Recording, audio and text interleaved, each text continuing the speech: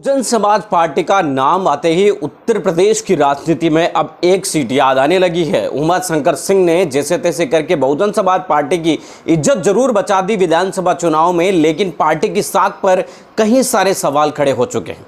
Bahujan Samaj party 2007 से 2012 तक स्पष्ट बहुमत की उत्तर प्रदेश में सरकार चला चुकी है, लेकिन 10 साल में ऐसा क्या हुआ कि बहुजन समाज पार्टी जो सत्ता चला चुकी है, सरकार चला चुकी है, वो मात्र एक सीट पर आ चुकी है। कांग्रेस और बसपा के अंदर आपको बता दें कि कई सारी समानताएं हैं, जिसकी वजह से दोनों ही पार्टियों का ग्राफ लगातार नीचे आ रहा है। दरअसल इस पर किसी और दिन चर्चा करेंगे, लेकिन आज का हमारा मुद्दा आपको बता दें कि आजमगढ़ उपचुनाव है। आजमगढ़ में इस वक्त आपको बता दें कि उपचुनाव की जो है रणभेरी बज चुकी है और नामांकन दाखिल हो चुके हैं। 23 तारीख को यानी 23 जून को वोटिंग होगी और 26 तारीख को चुनाव नतीजे सामने आएंगे।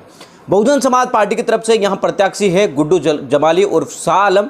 गुड्डू जमाली 2 बार बीएसपी से विधायक रह चुके हैं, लेकिन इस विधानसभा चुनाव में उन्होंने असदुद्दीन ओवैसी की पार्टी AIMIM से चुनाव लड़ा था। हालांकि वो बीएसपी से लड़ते तो शायद जीत भी सकते थे।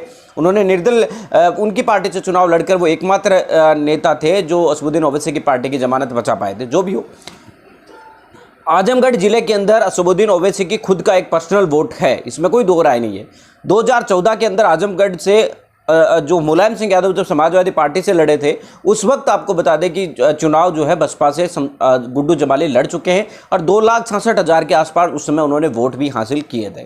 तो ऐसी स्थिति में देखें तो बहुजन समाज पार्टी आज तक आजमगढ़ के अंदर कभी जीत नहीं पाई है, लेकिन पहली बार उनके पास मौका है, क्योंकि दलित अगर मुस्लिम दोनों मिलकर वोट दे देते हैं बसपा को तो जीत भी सकते हैं। लेकिन बसपा के सामने सबसे बड़ी कारण ये है कि बीएसपी की हाल ही में हुए विधानसभा चुनाव के कारण जिस प्रकार की छवि बनी है, उस छवि से उभार पाना जो एक तरीके से गुड्डू जमाली के लिए भी बहुत बड़ी टेढ़ी खीर है। लेकिन गुड्डू जमाली की जगह अगर बहुजन समाज पार्टी किसी और कैंडिडेट को चुनाव मैदान में उतारती तो शायद आपको बता दें कि मुकाबला कांटे का होता ही नहीं, बीएसपी टक्कर में ही नहीं होती, बीएसपी आउट ऑफ रेंज रहती।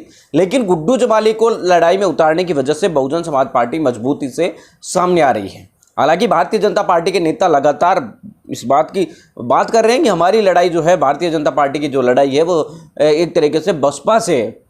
लेकिन आपको याद रहना चाहिए कि विधानसभा चुनाव से ठीक पहले भी अमित शाह से लेकर बीजेपी के कई बड़े बड़े नेताओं ने बसपा की बहुत तारीफ की थी और उसका नुकसान बहुजन समाज पार्टी को उठाना पड़ा था और बहुजन समाज पार्टी मात्र एक सीट पर सिमट कर रह गई थी।